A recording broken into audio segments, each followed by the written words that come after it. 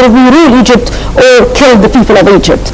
So how do you see that? And from your point of view, what measures should be taken in order to face all these increasing levels of threats by this terrorist group? The people of Egypt has to be with their army and the police. They have to be vigilant for the presence of any terrorist among them, because once the people are working closely with the government, I think the terrorists will not find refuge among the Egyptian people. So I hope the Egyptian people will cooperate with the government in trying to locate and assist the government in confronting those terrorist attacks. Terrorists are by nature cowards. They try to sneak and try to devastate, and they don't care about casualties in the army or the police, but they are targeting the Egyptian people themselves. They would like to sow panic and anarchy among the Egyptian people. And I don't want to boast about the Egypt capacity to confront them, but I'm sure Egypt will prevail. No terrorist inside the world managed to overthrow the united people confronting them. Indeed.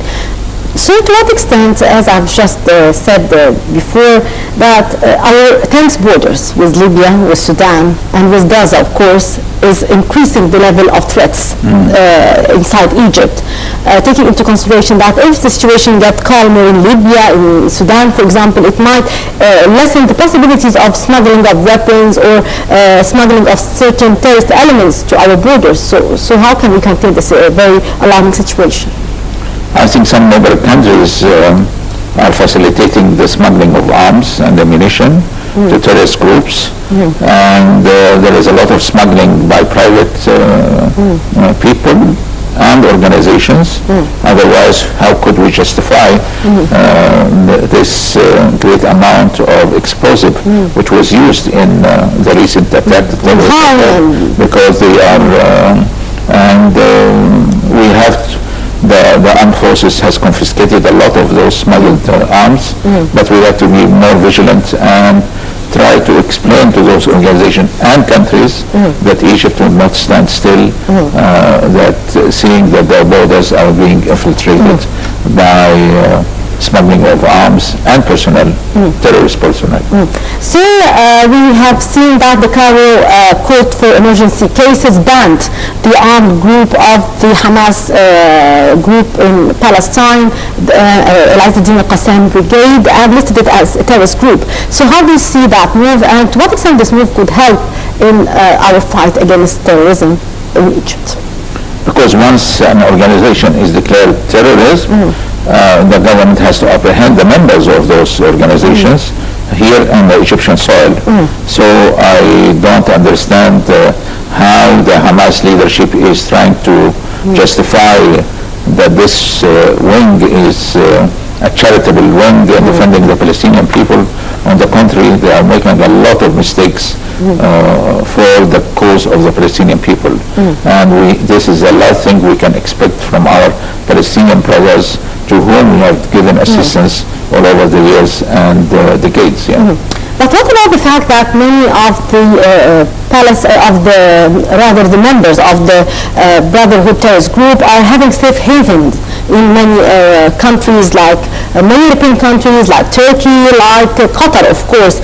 To what extent this is giving them the opportunity to work and organize their crimes from abroad? Money.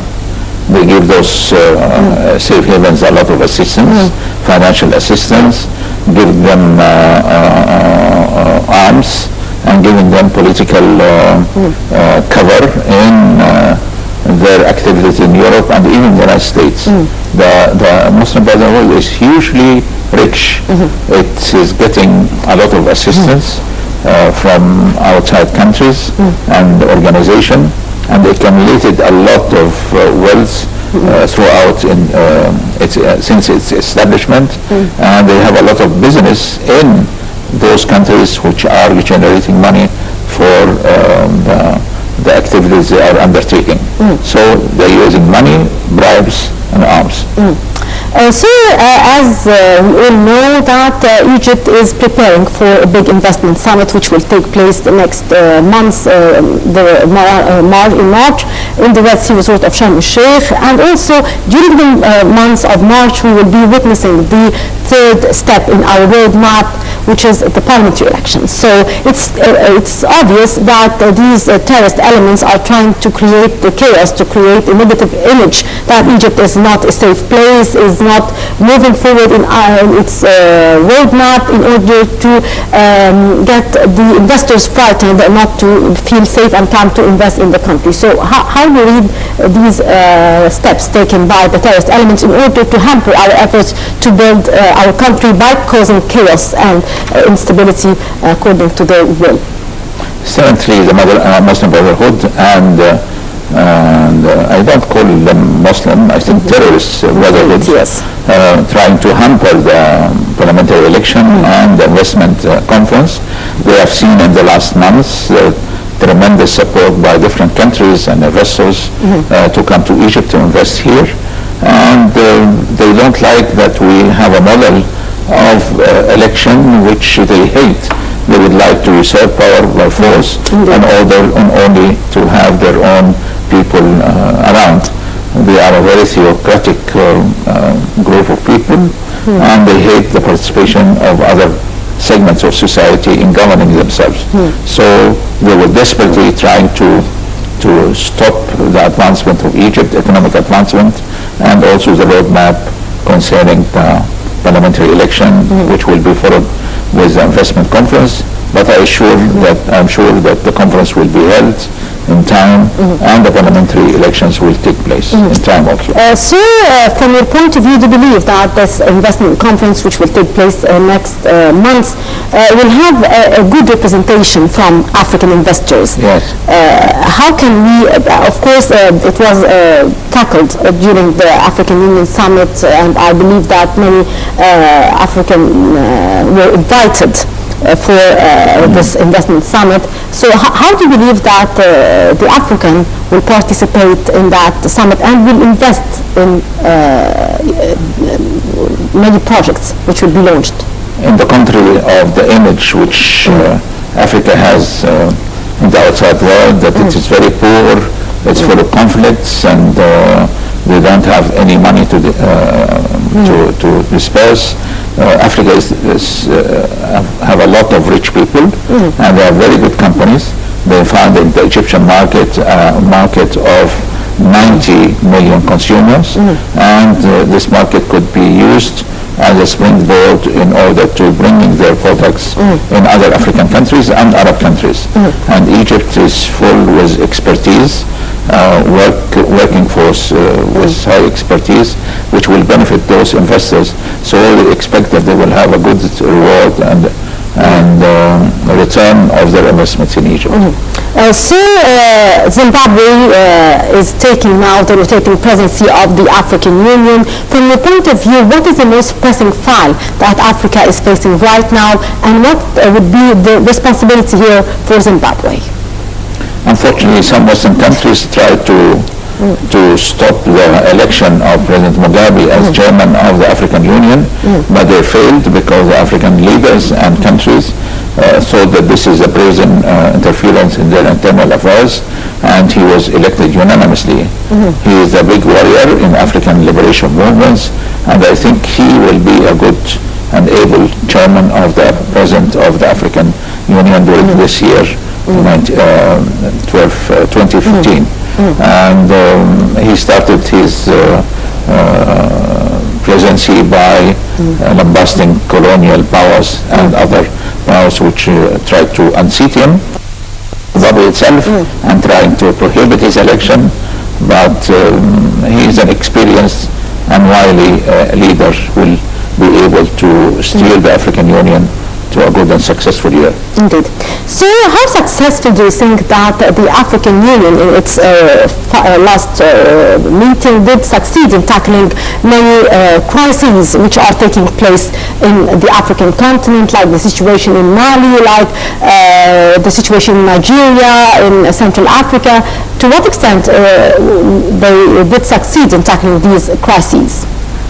I have been asked this question many times. They think, asking me, do you think that the African Union have the capacity to implement its lofty resolution like other organizations? I said the African Union is like any other international and regional organization. They issue a lot of declaration, resolution. It depends on the political will of the leaders of the member countries. If they have this political will to implement those resolutions, I think Africa will progress very well. The record of the African Union has been successful in certain regimes. They have a good mechanism to solve African conflicts, but in the economic field they have to do more and really establish the African Economic Community, which will make Africa as a free trade region.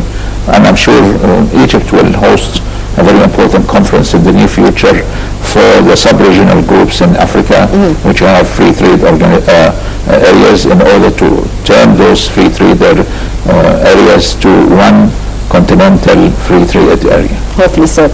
From your point of view also, how do you weigh the success of the foreign interference in order to solve the African crisis? Do you believe that the foreign interference is helping in solving the African crisis, or they are complicating the matter further? Unfortunately, among our people, we can find segments in all African countries who are infatuated by the Western model of progress. So they always try to justify that those circles are very benevolent and they would like to assist Africa. But I think one of the areas which the African Union Summit has been discussing is that Africa has to lessen its dependence on financial aid from the West. It's welcome if it is completely free of any strings, but completely dependent on, not completely dependent on those, it's a very dangerous, and will not allow Africans to progress by Africans themselves. So why the theme for this year's African Union Summit was the empowerment of women? How do you see this choice? When I was working as Assistant Secretary General of the Organization of African Unity, I was responsible for African women. I know many women in Africa resented that a man is responsible for their affairs, but they tried to assist me in devising ways in the empowerment of African women. African women are on the vanguard of any economic development. Most of the farming production in Africa is done by women, not men. Yes, men do that work, but mainly they are responsible for the family and for the subsistence agriculture or large-scale agriculture. And if we empower African women, I'm sure our societies in Africa will be able to confront the challenges they face. Fortunately, in several African countries, not all, African women are being represented adequately in their parliaments. So we have to give what they say positive discrimination for African women in our elections. Indeed, Ambassador Ahmed Hagag, former Secretary General of the African Society, thank you very much, sir, for your precious input, and thank you for being with us on Nile TV International. And with that, our dear viewers, we come to the end of our special coverage for the developments that took place in Egypt, the terrorist attacks that took place last Thursday, as well as the African Union Summit that took place last Friday and Saturday. That was Mahis Rabia. Thank you very much for watching.